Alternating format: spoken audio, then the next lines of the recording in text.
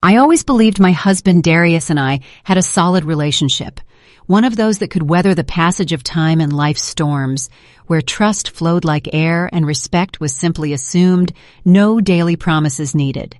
We shared routines, big decisions, and even the comfortable silences of the weekend.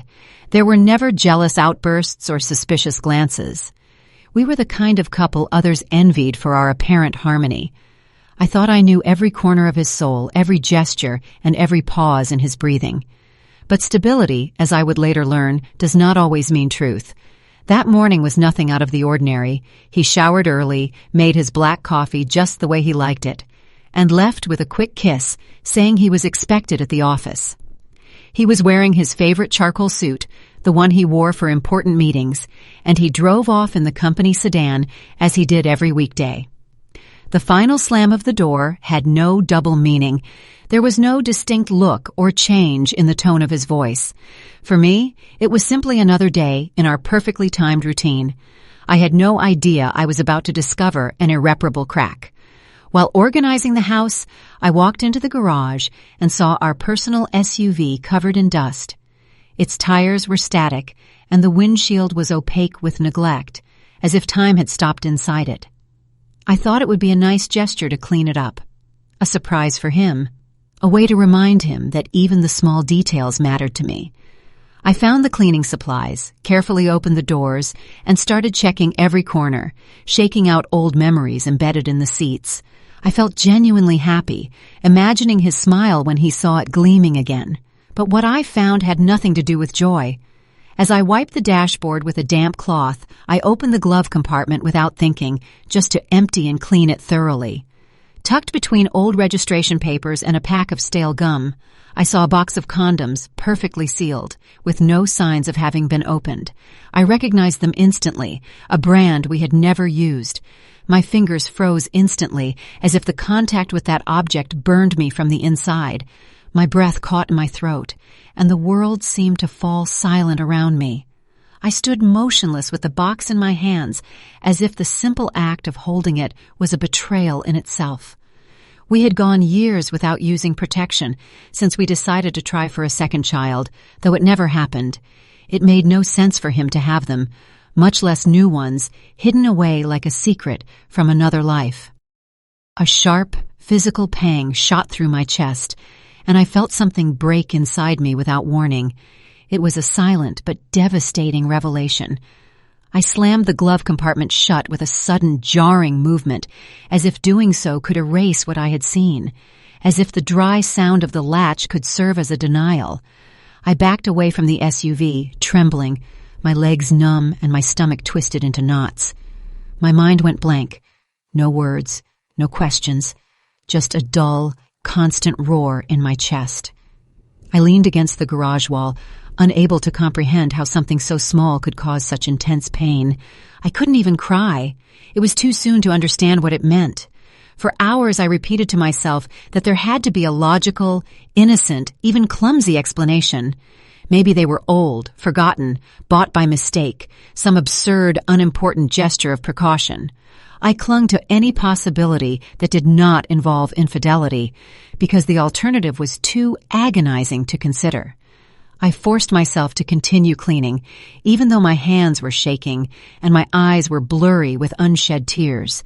It was easier to lie to myself than to accept the truth. But deep down, something screamed at me that I could no longer hide from the facts, that this box was an open door to a betrayal that had been ongoing for some time. The way it was stored, the neatness of the hiding spot, the fact that he said nothing. It all fit together like pieces of a puzzle I refused to assemble. This wasn't remnants of the past or innocent oversights. This was recent, premeditated, carefully concealed, and I could no longer close my eyes to it. I went back inside without saying a word, like a ghost shuffling her feet, my face pale and my gaze lost. I sat on the sofa, in the same corner where we had watched movies cuddled up countless times, and let the tears fall uncontrollably. I didn't scream, I didn't cause a scene, I just cried silently, as if the pain was afraid to make noise. The hours passed, and I stayed there, still, hugging my anguish with crossed arms. No one saw me break on the inside. From that day on, something fractured in the way I looked at him, as if his eyes were no longer the same, as if his smile hid something murky underneath. I started observing him from a distance, making a mental note of every excuse, every glance at his cell phone, every gesture that had previously gone unnoticed. He was no longer my life partner, but a stranger, pretending to be. And I, who had always been transparent with him, now learned to keep silent because something within me had awakened. I went to a local spice shop near our neighborhood and bought a packet of dried habanero chili peppers, the kind that burn just from touching them. I wasn't entirely sure what I was going to do, but something pushed me to act, to not sit there watching myself be destroyed. Back at home, I calmly crushed the chilies, feeling the burn in my eyes like a necessary punishment. I did it without tears, without trembling, like someone preparing poison with a surgeon's precision. It was a cold decision, but it was mine. With latex gloves I found under the bathroom sink, I opened the box of condoms with the same care one uses to defuse a bomb. One by one, I filled them with that infernal powder, making sure each one was thoroughly coated in heat. I sealed them meticulously, leaving no fingerprints, altering nothing that could raise suspicion. It was an act of silent, surgical revenge, with no need for words or confrontation. I didn't want justice. I wanted it to hurt. I returned to the SUV, opened the glove compartment gently, and placed the box in the exact same position I had found it, as if I had never touched it. I closed the door softly and took a deep breath, knowing there was no turning back. I made sure to leave no traces, to move nothing else, to avoid disturbing the scene. This wasn't a threat. It was a silent promise. If he was going to betray me, at least he wouldn't do it without consequence. That night, I greeted him with a serene, even tender smile, as if nothing had changed, as if I was still the woman who waited lovingly for him every day. I cooked his favorite meal, lit a few candles, and listened intently to his office stories while nodding silently. Inside, rage and sadness crossed like sharp knives, but I didn't let it show. I had learned to fake it better than I ever imagined. I was an actress in my own home. Slowly, the excuses began. Impromptu meetings, urgent deliverables, bosses asking him to stay late. He said these things without looking me in the eye, as if the guilt was already beginning to weigh on him, though not enough to stop. He spoke quickly with short phrases and a hurry he hadn't had before. Every word reinforced what I already knew, but I continued to listen with feigned understanding. He thought I saw nothing, and that gave him security. The following days became a sequence of increasingly long absences, delayed message responses, and missed calls without explanation. He came home late, smelling of perfumes that weren't mine, and avoided physical contact as if my closeness bothered him. He started leaving his cell phone silent, face down, with a clumsy caution that only confirmed his deception. I watched him from afar, mentally logging every sign. Patience had become my best weapon. One afternoon, armed with courage and my heart pounding in my throat, I decided to follow him quietly, keeping my car at a safe distance. It didn't take long for him to lead me to the truth. I watched him park in front of a discreet, mid-tier independent hotel, the Sterling Suites, and step out with a sure stride, accompanied by a blonde woman. She was laughing, touching him as if he were hers, and he didn't hide, as if this cheating didn't even merit discretion. I stayed inside my car, watching the scene with contained tears. There was no longer any room for doubt. When she turned her head, my world collapsed. She wasn't a stranger. She was Tiffany Shaw, his office colleague, the same one who had been in our home on more than one occasion. We had shared dinners, holiday parties, even intimate chats about life. I felt stabbed twice, once by him and once by her. This was no longer just infidelity, it was a betrayal in the form of a cruel play. And the worst part was that both of them had performed it in front of me. They weren't just betraying me, but also her husband, Elias Hawthorne, a kind man who had always greeted me with respect when we crossed paths. Everything was an interwoven web of lies, a double life built on our backs without any shame. I realized they shared more than desire. They shared secrets, plans, and hours stolen from our families. What began as suspicion now revealed itself as an unbearable certainty. The pain had names and faces. I didn't get out of the car. I didn't scream. I didn't make a scene. I knew my moment hadn't arrived yet. I simply watched, recording every gesture, every knowing glance, understanding that very soon everything would fall under its own weight. The trap was already set, and there was no way to avoid it. I became a spectator of my own vengeance, letting fate run its course without intervening, because sometimes silence screams louder than any word. That morning, he showered with extra care, chose a brand new shirt, and put on a cologne he had never worn with me. He studied himself in the mirror intently, like a teenager getting ready for a date, and left the house with a smile that no longer belonged to me. I watched him from the doorway with the calm of someone who no longer expected anything. I knew exactly where he was going, with whom, and what awaited him. I said nothing. I just waited. That evening, while eating alone in the kitchen, my cell phone rang with an unknown number I hesitated to answer. On the other end, a frantic feminine voice, sobbing through words cut short by fear, asked if I was Darius's wife. My heart accelerated like an internal alarm, knowing that what was coming wasn't good. "Something horrible has happened," she said without needing further explanation. The chaos had begun, and my trap had taken effect. It was her, Tiffany, the hysterical mistress, screaming that he was in the hotel bathroom, that something had caused him unbearable pain. Her voice cracked as she recounted that after using one of the condoms, he started screaming, writhing, and begging for help without understanding what was happening. She was asking me for advice, as if I could calm her disaster. I just listened, cold, without compassion, letting her desperation return a bit of my dignity to me. There was justice in his pain. She told me that shortly after the act, he started screaming in agony, saying he felt fire in his groin, that something was burning him from the inside. They tried to rinse it off in the hotel shower, but it didn't help. The irritation worsened by the minute. She didn't understand what was happening, and he was blaming her, yelling like a lunatic while dressing as best he could. I imagined the scene with an almost cruel calmness, knowing exactly what had caused it all. It wasn't madness. It was justice in the form of searing heat. They rushed out of the hotel in the middle of the night, clothes askew, wrapped in shame and desperation, while the desk clerk stared at them in bewilderment.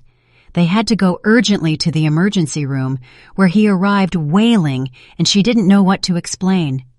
They invented a story about an allergic reaction, but no one believed it. They examined him instantly, while other patients in the waiting area looked on curiously. The humiliation was no longer a secret. The doctors were clear.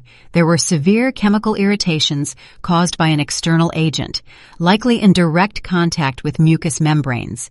They asked if he had used any product or substance before intimate contact, but he didn't know what to say. She remained silent, pale, suspecting something she didn't dare utter. The doctor repeated that it was an intentional, not accidental reaction, and at that moment, they understood this was no simple mistake. In less than 48 hours, the story had slipped into every corner of the office, mixed with laughter, exaggeration, and whispers in the hallways. No one knew the exact details, but everyone was talking about the incident at the hotel, the ER visit, the pain, the exposed affair. Some told it with mockery, others with morbid curiosity, and still others with poorly disguised indignation. The news became unstoppable, a fireball that was destroying reputations. What had been a secret was now a full-blown scandal. Colleagues barely hid their laughter when he walked down the hallways with a look of defeat, trying to fake normalcy. Eyes met. Conversation stopped when he entered, and Tiffany avoided showing up at the office altogether. The atmosphere became toxic, with constant gossip and rumors reaching even management. What was once professional respect turned into collective ridicule. Both of them had lost more than dignity. They lost control of their narrative. Corporate HR and management didn't take long to intervene. They called both of them into a private meeting where they were informed that their behavior had damaged the team's image. There was no room for explanations or apologies. The decision was already made. In less than 1 week, both were out with termination letters and faces sunken in shame. What had started as an adventure had become a professional catastrophe. No one intervened on their behalf. From being considered an exemplary executive, a family man, respected and trustworthy, he became the object of ridicule among everyone who knew him. People whispered in coffee shops, at the gym, even at the children's school, and he couldn't walk down the street without feeling eyes boring into his back. His reputation completely crumbled, with no possibility of public redemption. He was no longer the confident man who left every morning in an impeccable suit. He was a broken shadow of who he once was. One night, when he finally dared to look me in the eyes, he tried to deny everything, as if he still had some chance of escaping the abyss. I asked him directly if he had used one of the condoms from the SUV, and the ensuing silence was the only answer I needed. I told him I already knew everything, that I had seen him with her, that I had listened to the call. His face changed color. First pale, then red with anger, but he said nothing because he no longer had a defense. After a few minutes of unbearable tension, he broke down in tears, murmuring that he had been with her for months, that he hadn't wanted to hurt me, that he had just gotten carried away. His words were hollow, cowardly, utterly lacking nobility. He spoke of confusion, mistakes, and not knowing what he felt, but I was no longer listening. I only saw a man destroyed by his own choices. His confession did not bring me relief. It only confirmed that there was nothing left between us. I discovered, in addition, that he had used part of our savings to buy her gifts, pay for weekends away, and even reserve spa treatments. He had invested our family's money in feeding a lie while I was juggling bills to make the monthly budget work. Seeing the bank statements was like taking another blow to the stomach, one that no longer brought tears, only pure rage. This was not a simple mistake. It was a meticulous, conscious betrayal, impossible to forgive. Our marriage had rotted from the inside out. I locked myself in the bathroom, hands shaking, looking at my reflection with a mixture of fury and sadness I had never felt before. I screamed without making a sound, clenching my teeth until they hurt, because I knew I couldn't let him see how much he was destroying me. I didn't break anything. I didn't throw objects, because that rage deserved something more than noise. It deserved control. If he had played dirty, I would not sink to the same level. I no longer wanted to save anything. I only wanted to free myself. After thinking about it for several days, I looked up her husband, Elias Hawthorne, on LinkedIn, knowing that he too deserved to know the truth. I wrote him a short, direct message, without drama, offering to talk if he felt it was necessary. He quickly replied, sounding incredulous, asking for more details in a calm yet broken tone. We agreed to meet on a local park bench at Centennial Olympic Park, where there would be no noise or witnesses. We were going to share the same wound from different sides. When I told him everything, he didn't interrupt even once. He just lowered his head and remained silent for several minutes, as if processing every word was agonizing. He thanked me for my honesty, though his voice sounded hollow, as if something had been torn out of him. He didn't cry, but in his eyes was a defeat impossible to disguise. We sat without speaking for a long time, sharing that pain without needing to explain it further. He was grateful that I hadn't stayed silent. That same night, upon returning home, I quietly prepared the divorce papers without pause or doubt. I collected all the documents I had as evidence, including photos, messages, and bank transaction logs. There was nothing to think about because our marriage had ended long before I knew it. I left everything on the dining table in silence while he pretended to sleep on the sofa. The next day, I went to the courthouse without looking back. When he received the notification, he came running after me, crying, begging for another chance, promising to change, swearing it would never happen again. He hugged me from behind, as if that gesture could erase months of lies and humiliation. I asked him to let go without raising my voice, and told him I no longer believed him. There was no hatred, only an icy calm that completely unnerved him. I was no longer the broken woman. I was the survivor. Shortly after, I learned that Tiffany's husband, Elias, had also initiated divorce proceedings, giving her no option to explain herself. She tried to justify everything as an emotional mistake, but he no longer wanted to listen. She had lost not only her marriage but also the respect of her children, her friends, and her professional circle. The fall was as swift as it was deserved. Now both of them were only small gestures that paved the way. A coffee that stretched longer, a walk without checking the clock, a smile that lingered longer than normal. Everything was simple, but filled with a new tenderness. It was the silent beginning of something neither of us expected. With the passing of the days, our conversations became deeper, more personal, as if each word removed a weight from the past. We laughed without guilt, shared memories without pain, and every silence became comfortable, not tense. There was a complicity we weren't looking for, but which appeared on its own, natural, effortless. I felt that I could finally be myself, without fear of being betrayed, and he too seemed to breathe more freely by my side. One afternoon, while walking downtown, he stopped in front of a bookstore and took my hand without saying anything. It was a simple gesture, yet so full of meaning that I felt a lump in my throat.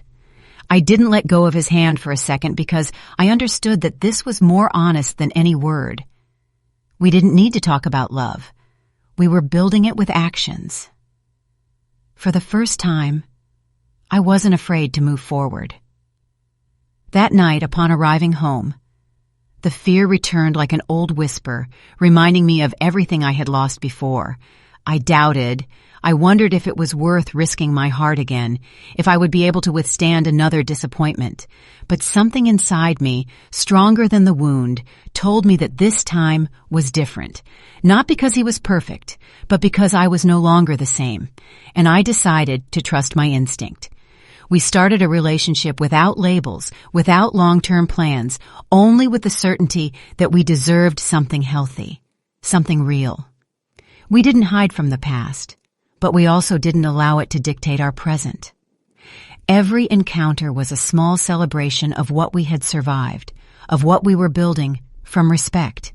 It wasn't about replacement. It was about starting over with awareness. It was an adult love without empty promises. In time, we learned to live with our scars, to even laugh at what once hurt. Our love wasn't perfect, but it was firm, patient, and full of honesty. There were no games, no secrets, no fear of asking what we previously kept silent. We knew what it meant to lose everything, and so we valued every gesture, every detail.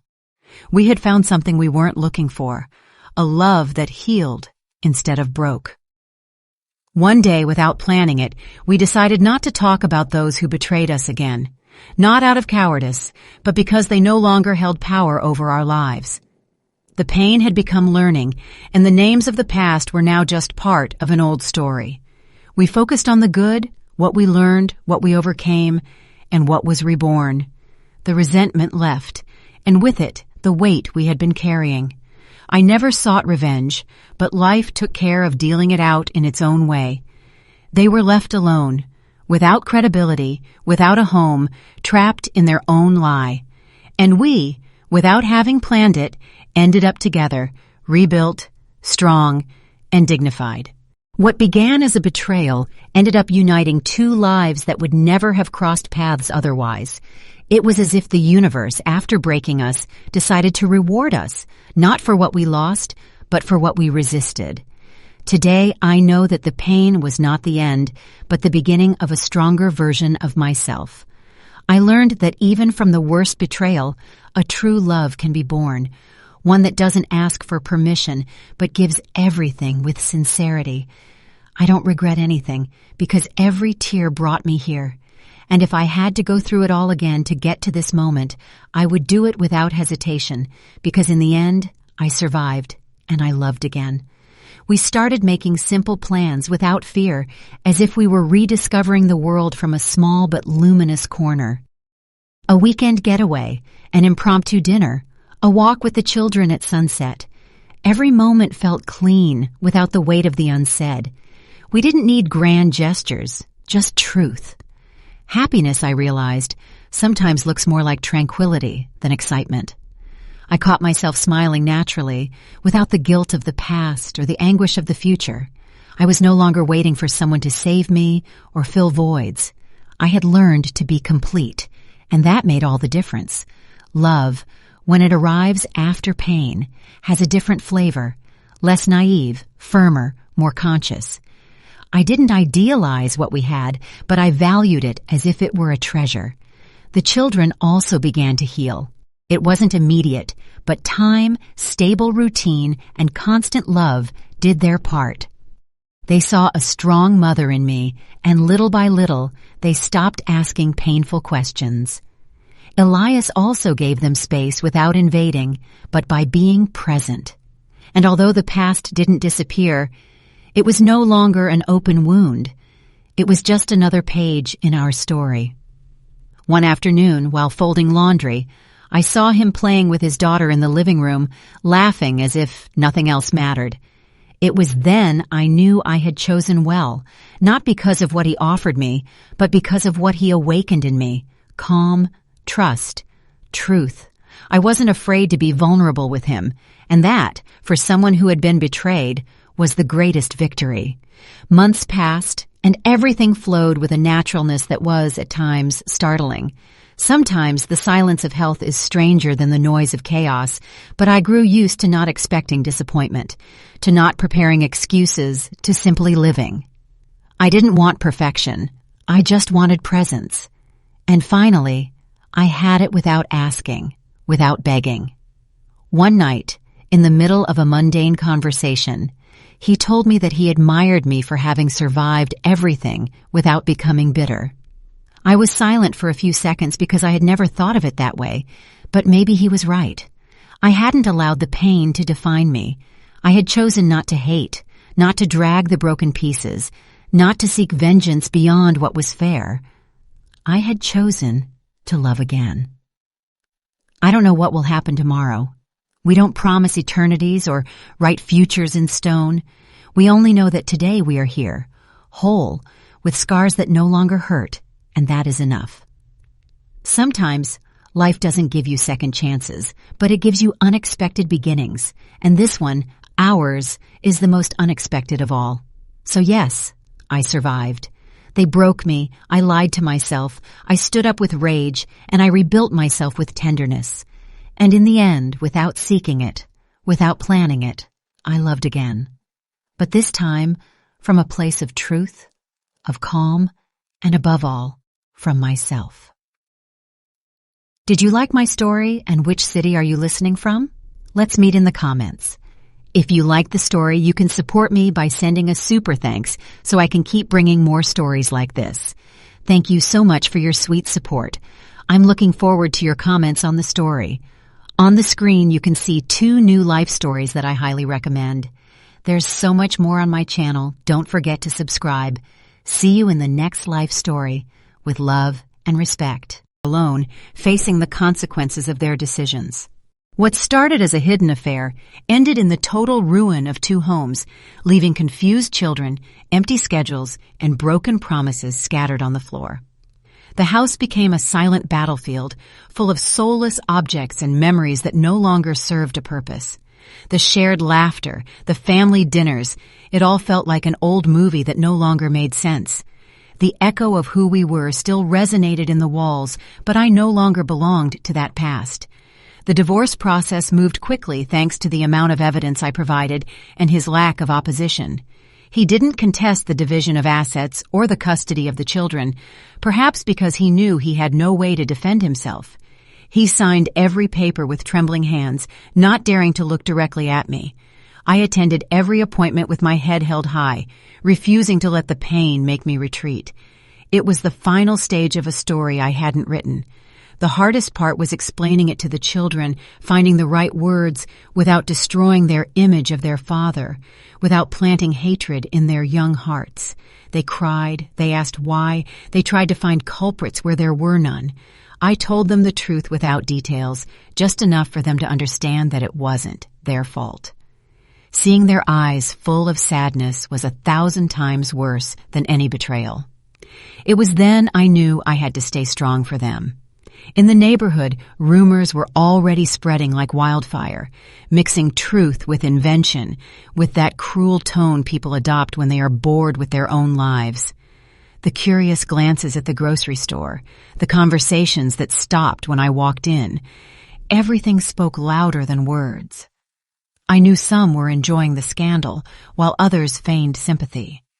I kept my head high, even though all I wanted was to disappear. The shame was no longer mine. It was theirs. I moved into a small apartment, without luxury or comfort, but with something I hadn't had for a long time: peace. I slept alone in a cold bed, listening to the sounds of the building as if they were part of a new life I didn't yet understand.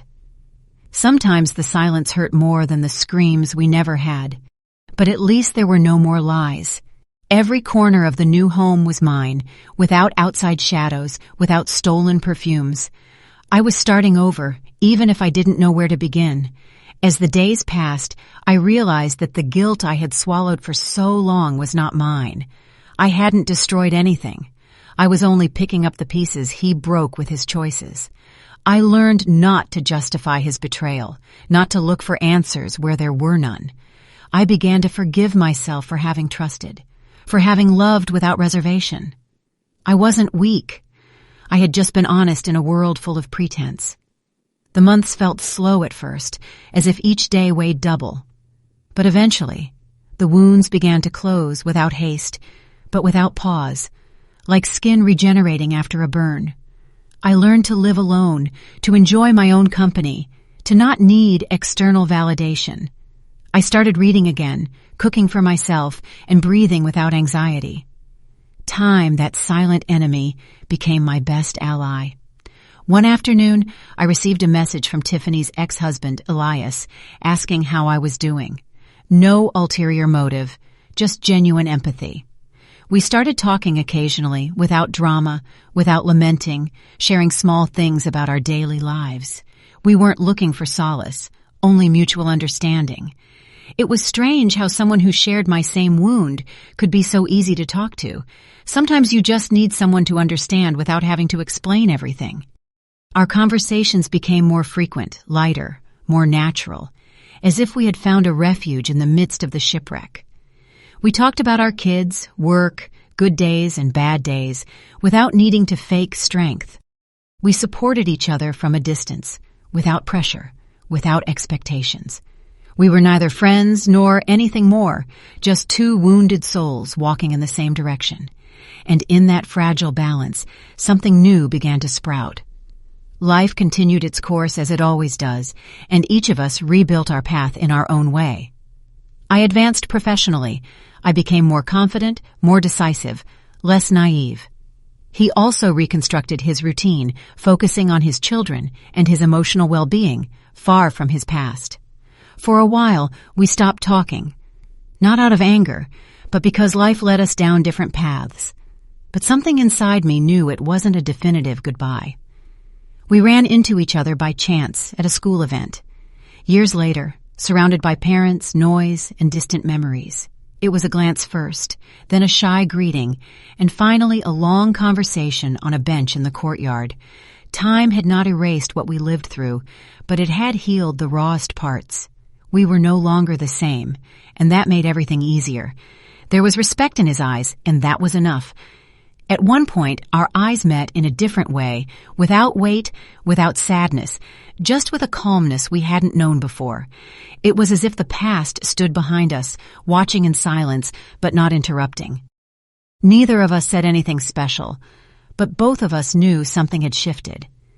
It wasn't physical attraction or nostalgia. It was something deeper, the look of two people who finally recognize each other. We stayed talking for hours without rushing, as if everything that went unsaid for years finally found its place. There were no reproaches or uncomfortable questions, just stories, soft laughter, and comfortable silences. We shared what we had learned, what we had let go of, what we no longer needed. He told me about his fears. I told him about my scars. And for the first time in a long time, I felt truly heard. As the weeks went by, we started seeing each other more frequently, first for coffee, then for quiet walks in the park. There were no promises or long-term plans, just the natural ease of being together without masks or distrust. Trust grew without us even noticing, nourished by respect, transparency, and silent complicity. We didn't need labels or justifications. We just knew that being together felt right. Without realizing it, we moved from simple encounters to seeking excuses to see each other, as if destiny were gently pushing us toward common ground.